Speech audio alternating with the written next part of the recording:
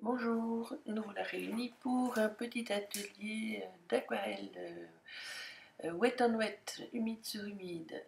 Le thème va être fleurs bleues et je vais essayer de ne pas trop accélérer la vidéo, comme ça éventuellement vous pouvez essayer de faire des choses en même temps que moi. Voilà, c'est parti. La première étape, vous avez vu, ça a été de mouiller mon papier.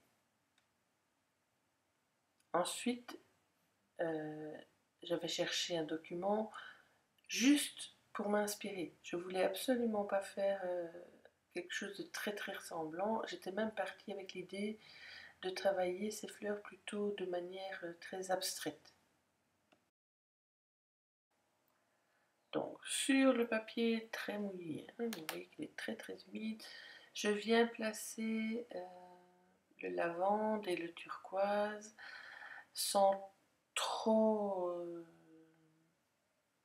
peindre. J'essaie de ne pas trop étirer, pas trop mélanger.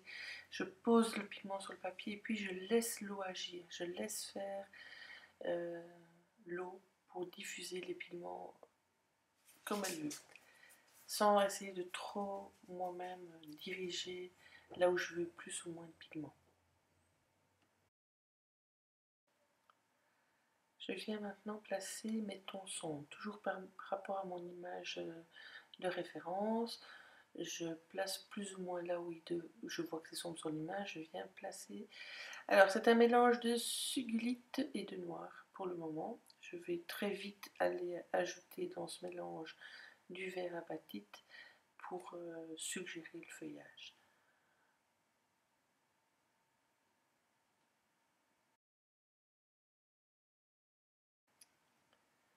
Je n'ai pas peur de bien concentrer mes noirs, mes tons sombres, parce qu'il ne faut pas oublier que je travaille sur papier détrempé, et donc ça veut dire qu'en séchant, tous les pigments vont énormément s'éclaircir. Donc pas hésiter à créer du contraste. En fait, c'est ça qui va rendre l'image lumineuse, c'est d'avoir utilisé des tons clairs pour mes fleurs bleues, et là maintenant de poser des tons très sombres euh, de, de manière juxtaposée. Vous voyez comme ça s'éclaircit très fort et que quand je suis obligée de venir remettre des pigments pour le foncer, là on va le... Je pensais que j'allais mettre le coup de pinceau au bon endroit. Et donc je vais passer un certain temps à placer mes tons sombres pour bien les renforcer, les poser, les laisser fuser, ça va s'éclaircir, venir les refoncer, etc. etc.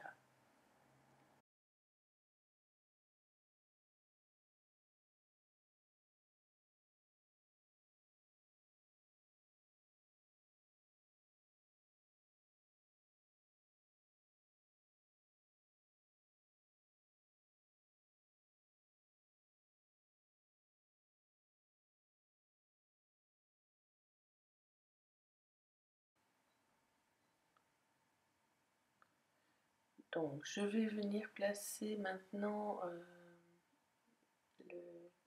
l'outre-mer, donc le bleu un peu plus foncé dans les fleurs. Je vais le faire à l'instinct du cœur vers les pointes pour essayer de donner un petit peu de volume aux fleurs. J'essaie pas de faire quelque chose déjà de réaliste, j'essaie pas vraiment de peindre, j'observe là où il y a un peu plus foncé dans mon modèle et je me dis bon ok, je vais essayer de poser cet outre-mer, donc ce bleu un peu plus foncé pour créer le volume. Et toujours, je n'essaye pas de définir des formes bien précises, comme mon papier est toujours bien humide, je laisse agir, je pose la couleur et je laisse fuser la couleur sans trop essayer de définir les formes. Alors là, je trouve que mon noir et vert du fond est un peu tristouné. Et donc, il y a une couleur magique pour ça, c'est le green gold, qui fuse, donc qui est une aquarelle au pigment très léger, et qui donc, une fois qu'on le pose dans une couleur, fuse énormément. donc elle s'étend. Et elle a donc le pouvoir de repousser aussi les autres pigments. Donc même si je la mets sur du foncé, elle va quand même éclaircir les zones. Voilà, je regarde éventuellement s'il y a des endroits où je peux redéfinir un petit peu les pétales. Oui, et je refonce. C'est parti pour replacer des tons foncés dans les fonds.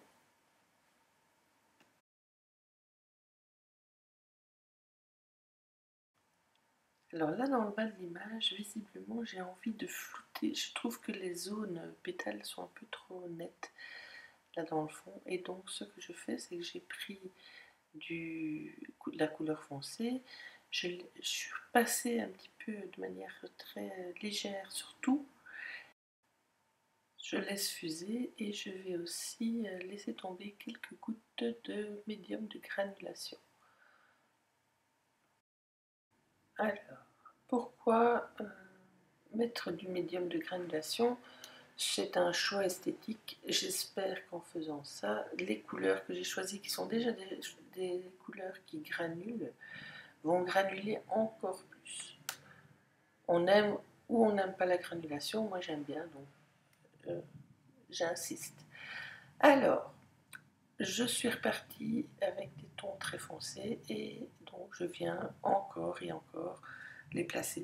Au fur et à mesure que mon papier sèche, mes pigments s'éclaircissent et donc là où je trouve que c'est pas assez contrasté, eh bien je viens rajouter des tons sombres.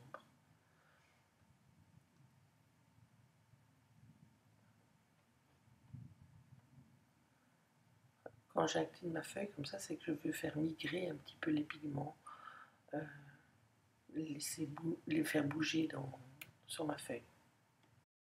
Ah, là j'initie un mouvement que j'emploie très souvent quand je peins à l'aquarelle, c'est je vais faire du nettoyage.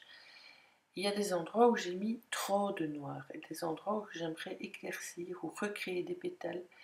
Et donc j'essuie mon pinceau, je trempe mon pinceau, je prends de l'eau propre, enfin le propre elle n'est plus très propre, mais bon voilà, je place de l'eau, je frotte un petit peu, puis j'essuie mon pinceau et je vais venir récupérer l'humidité, l'eau mise, je la fais bouger, voilà, je tourne ma feuille pour laisser agir cette eau, pour que les bords soient flous et pas trop nets, mais malgré tout pour éclaircir la zone. Donc on peut voir ici à ma droite, là, voilà, je vais encore foncer autour de la zone que je viens d'éclaircir pour créer du contraste.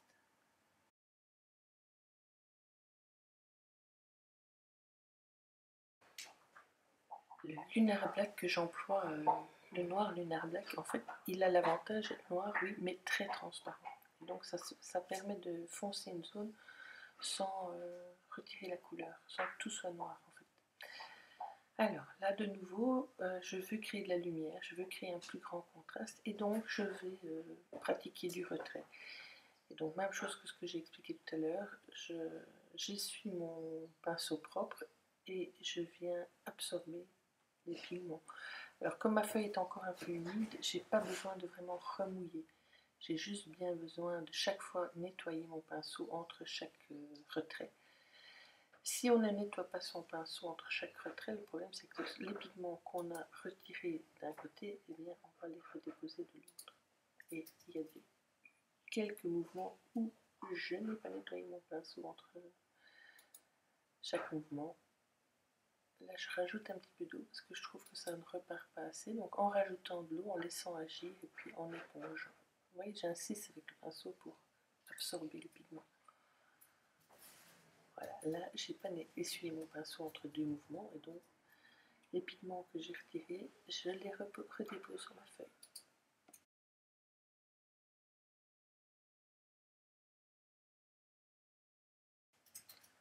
Le gros avantage de travailler dans les tons foncés avec des tons lavables ou non teintants, c'est que comme il reste en surface du papier, on peut travailler au retrait de manière très facile. Donc là par exemple je vais rajouter un pétale dans ma compo, sans aucun problème je nettoie mon papier. Le retrait se fait sans aucun problème, de manière très facile. Ce qui n'aurait pas été le cas si j'avais travaillé dès le départ avec des couleurs qui sont directement absorbées par la fibre du papier. Donc c'est ce qu'on appelle les couleurs teintantes ou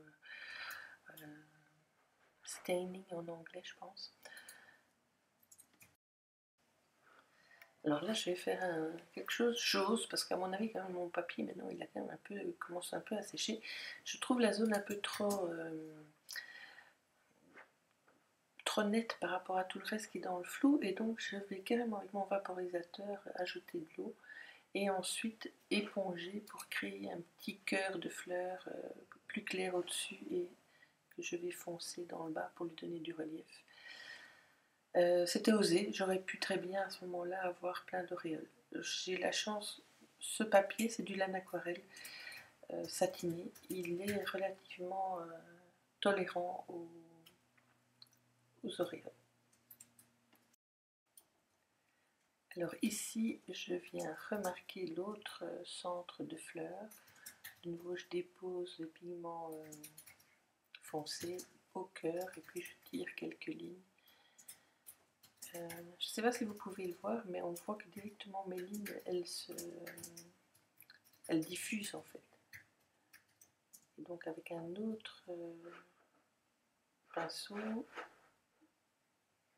à l'eau claire, j'atténue en fait mes lignes noires et je les floute. Je fais qu'elles s'intègrent un peu mieux dans mon fond bleu ciel.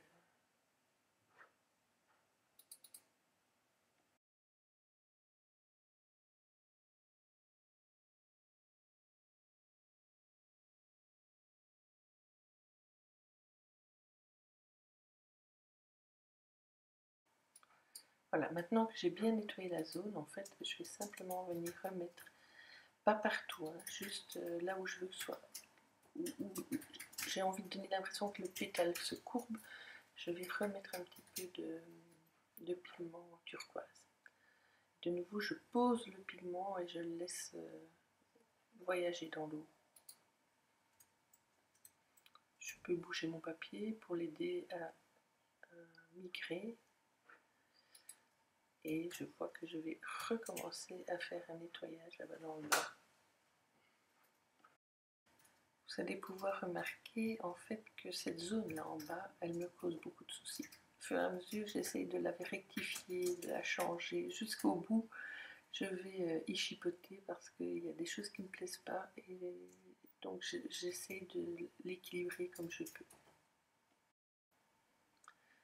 Le geste que je fais là, que vous ne voyez pas bien vu que je le fais à la verticale, à la perpendiculaire de la caméra, c'est je viens vraiment poser de l'eau et je la laisse couler le long de l'aquarelle, et ce qui permet de laver la zone et de recréer des éclats de lumière.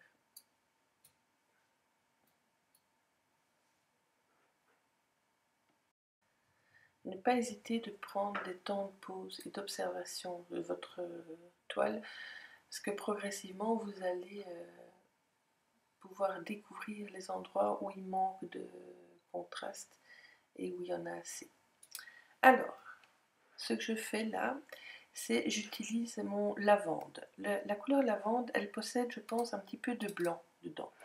Et donc, elle a la caractéristique de pouvoir recouvrir les autres.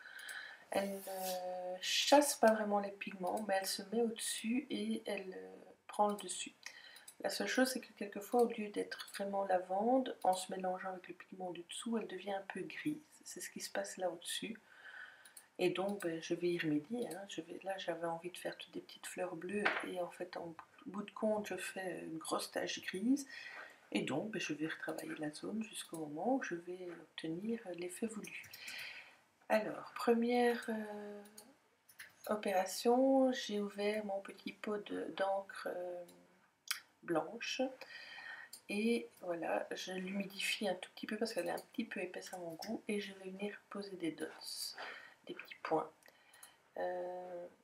Alors, je n'aime pas citer spécialement les marques parce que j'ai pas je suis pas là pour vous vendre des produits absolument, mais je dois bien avouer que cette petite encre Colorex PBO, elle est un petit peu magique, elle est vraiment, vraiment bien. Bon, voilà, Colorex PBO. Là, je vais mettre des petits points d'encre pure et je vais venir donner un petit coup de spray pour l'aider à se diluer. Là où je trouve que c'est un peu trop intense, je viens avec mon pinceau propre, je rince, je l'essuie, je viens un petit peu retirer de la matière. Alors maintenant que j'ai fait des petits points blancs, je vais revenir faire des petits points turquoise. Alors je pense que je vous l'avais déjà dit, mais voilà, je me répète, ce turquoise corps, moi ce que j'aime bien, donc c'est cobaltile en fait, c'est que c'est une couleur qui claire, mais qui repousse les pigments. Donc comme en dessous ce sont des pigments non teintants,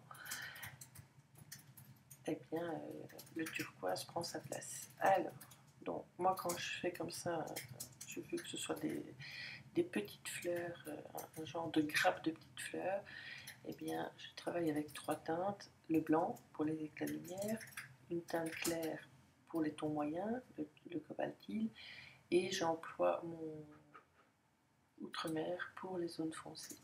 Et donc vous allez voir que pendant un petit temps, je vais travailler le volume de ces petites fleurs en jouant systématiquement avec le foncé en dessous, le moyen au milieu et le blanc au-dessus, que ce soit pour la grappe en elle-même ou pour chaque petite fleur. Je vais encore retravailler après, je pense que je vais venir mettre des ombres en dessous des petits points blancs.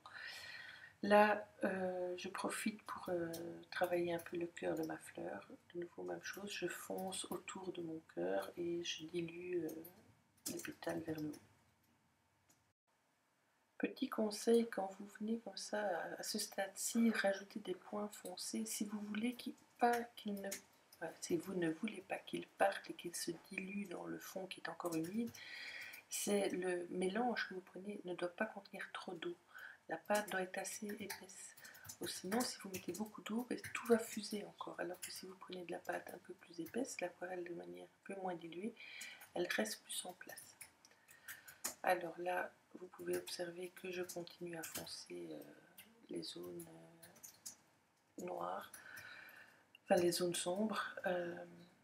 Voilà, ça commence à sécher, donc je vois que ça s'éclaircit encore. Je veux créer du contraste, donc j'y vais, je rajoute du pigment un peu moins dilué. Alors, toujours cette partie là en bas qui me pose souci au niveau compo, avec laquelle je ne sais pas trop comment me dépatouiller. Et donc, j'humidifie et j'imagine que je vais de nouveau nettoyer un peu la zone. Alors, je vais accélérer ensuite la vidéo. En fait, ce que j'ai décidé de faire, c'est plus ou moins la même chose que ce que j'ai fait au-dessus. Donc, un épi de petites fleurs avec des petits points. Et donc, voilà, je commence à placer les turquoises, puis après, je vais certainement mettre les blancs, et puis je vais mettre les outre-mer. Et j'aurai ainsi une grappe de petites fleurs dans le bas également.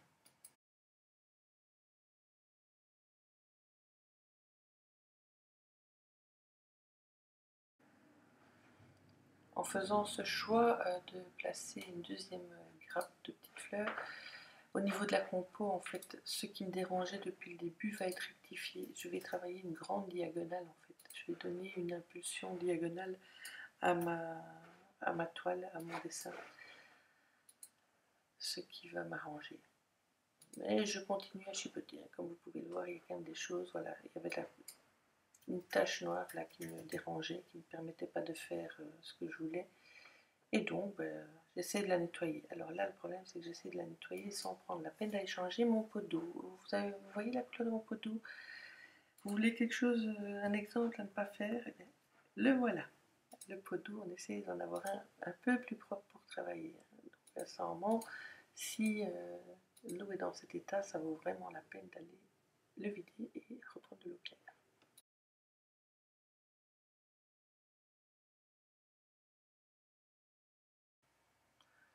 On arrive à la fin, donc je retourne, je remets mon dessin dans le bon ordre, pas hésiter à prendre le temps de l'observer, d'essayer de voir si la compo vous convient. Et moi, elle ne me convient toujours pas. Et voilà que je rechipote encore une fois la zone là-bas en bas. Je suis pas sûre que je finirai par arriver à aimer vraiment cette zone là en bas. Voilà, je décide de la refondre. Donc j'avais nettoyé pour laisser apparaître l'épi de manière plus nette. Et voilà que j'ai remis du pigment foncé pour la renoyer, pour la faire repartir dans le flou, dans le foncé.